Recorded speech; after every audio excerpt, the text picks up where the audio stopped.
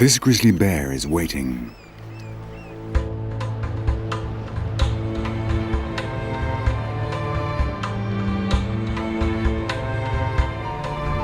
Waiting for the treasure the incoming tide will bring.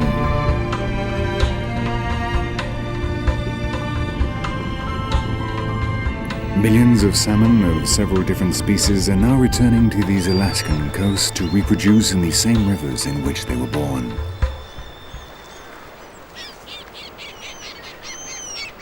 If they get there.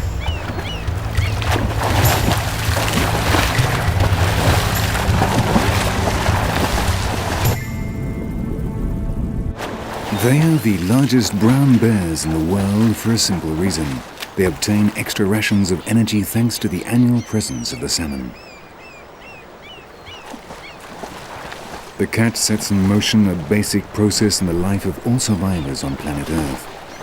The process of obtaining the energy necessary for a living body to function.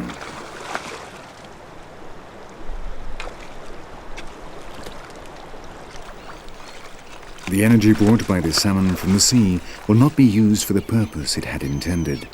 The meat no longer belongs to the fish. It has become part of the bear.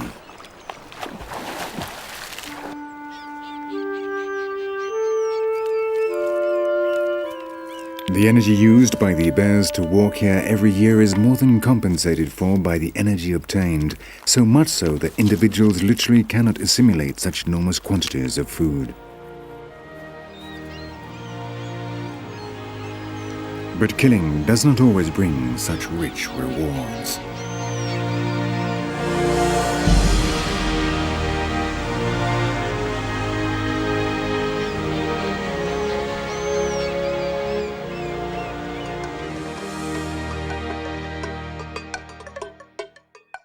Man, like the animal he is, also forms part of the energy cycle.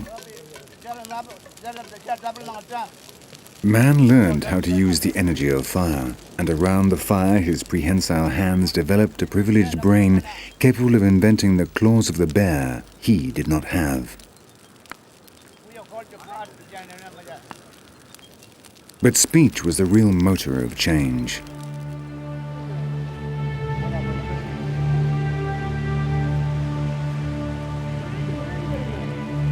Through language, inventions were passed on from generation to generation, making it possible for humans to colonize the earth as they were able to obtain energy from other living beings, wherever they were.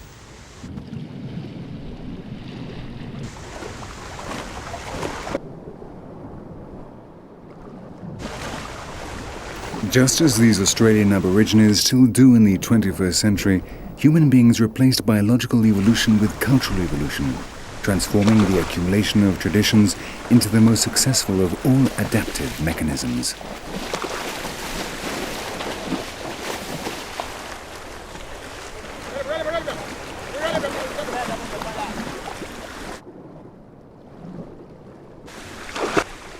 The final aim of all this is precisely the same need that spurs the bears on to catch the salmon, to obtain energy in an efficient manner.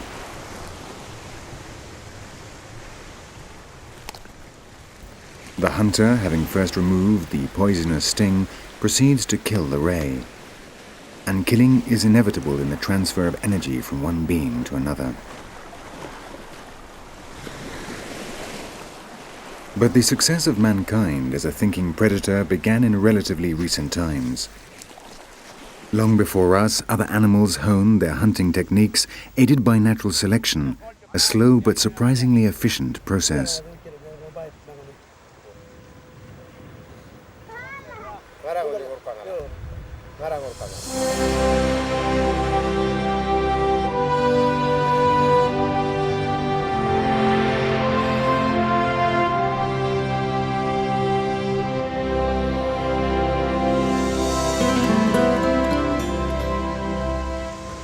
On the Galapagos Islands lives a bird that is a good example of natural selection, in this case to catch fish, the brown pelican. Here, the Pacific Ocean brings fish to this young volcanic coast over 600 miles from the American continent.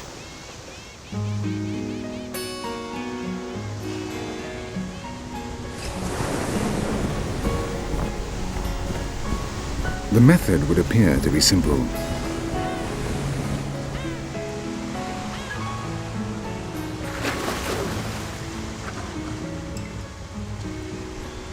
But it's a method not all predators can use. First, you have to know how to fly. A bird like this, also equipped with its very own fishing net, can permit itself the luxury of choosing a particular fish.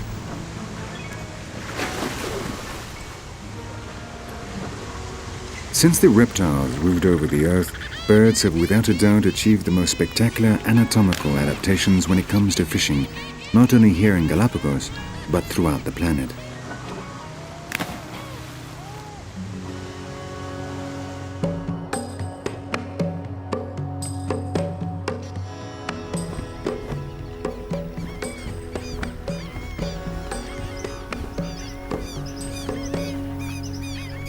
Here on the plains of Venezuela, for example, over 20 species of birds fish in the same place, and they are all visibly different. It would seem impossible for any fish to survive such a constant onslaught, but they do, and there is food enough for everyone.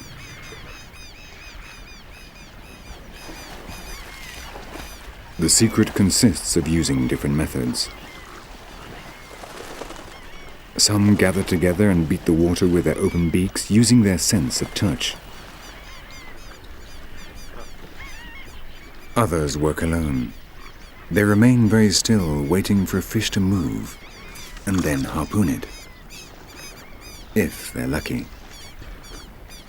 The final result is always the same, though there are some that use surprising techniques.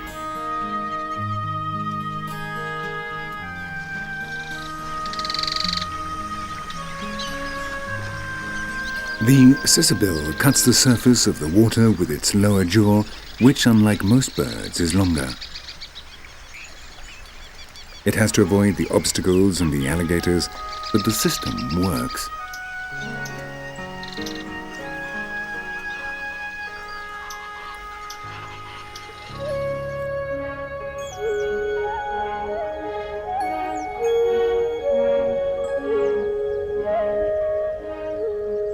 On the other side of the world, in the Celebes Islands, we find a good example of the inventiveness of man in compensating for his lack of wings and a beak.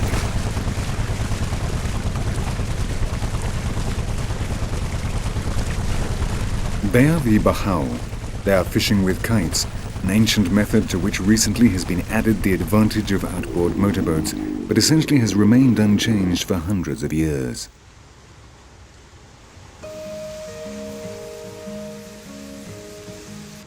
The kite rises and the direction of the fishing line changes, warning the fisher of the precise moment when he must haul it in as fast as possible. Now, with a last effort, a large needlefish comes out of the water for the last time. But there are other human populations who, though they live far from the sea, also eat fish.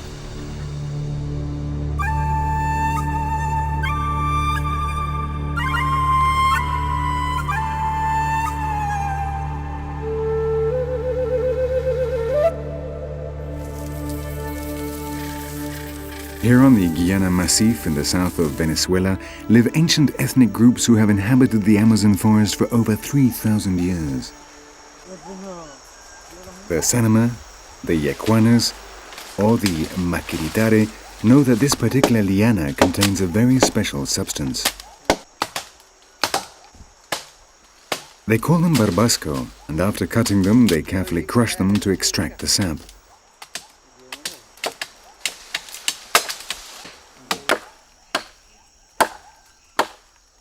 The curious thing about this technique is that over 1,000 kilometers away, the Guaranis in Ecuador use it in exactly the same way. They are two completely different ethnic groups, but they have in common a profound knowledge of the jungle in which they live. Here, their diet lacks mineral salts, and so these two people, essentially hunters, are very glad of the occasional chance to eat fish.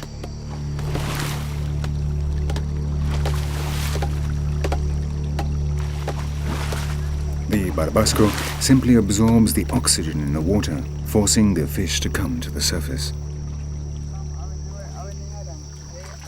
There are small pools left behind by the river, and normally there are not many fish, and those there are very small. But they are grateful for this occasional and very valuable variation in their normal diet, even if it provides relatively little energy.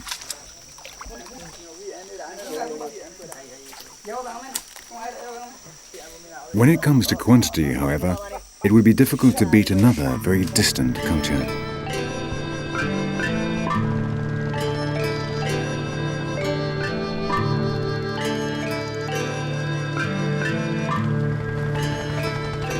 In the Mekong Delta in Vietnam, this family is heading home to their house built on the river itself.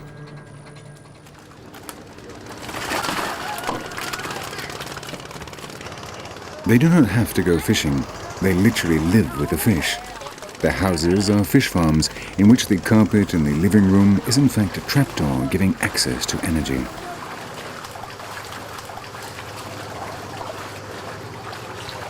The entire family participates in looking after and feeding the fish imprisoned beneath their home. Human beings have become so efficient that they have managed to move, whether wisely or not, from subsistence ecology to the market economy. The excess energy can then be exchanged for other goods or for money. In any case, the ultimate aim of all processes has not changed in the slightest. It is a question of eating the body of another animal in such a way that the effort is worth it, that the final energy balance is positive.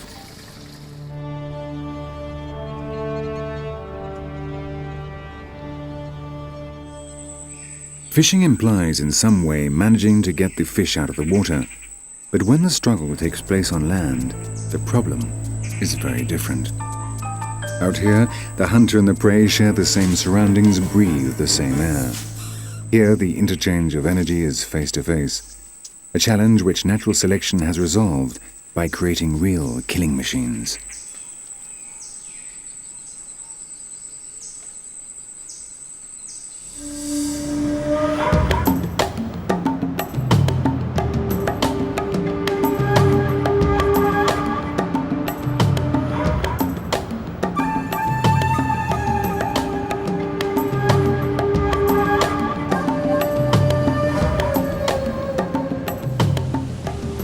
In the Amazon forest live some of the most famous assassins of all. This is a three-dimensional ecosystem.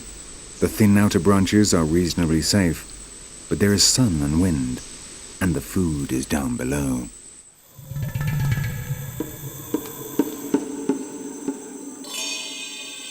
Down there where the shadows have eyes, where sight is unimportant and everyone is in fact listening. On each branch awaits a feast or death. Everyone wants energy their bodies can use. Predation means catching with violence, the only language that evolution has taught the felines like this one.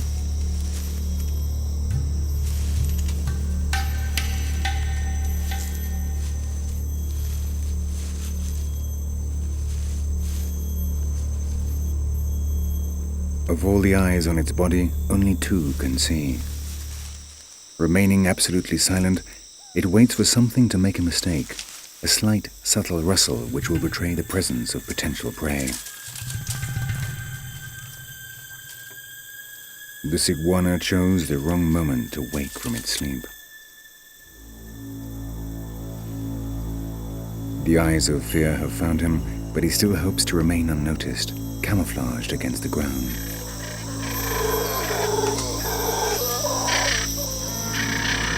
Too close.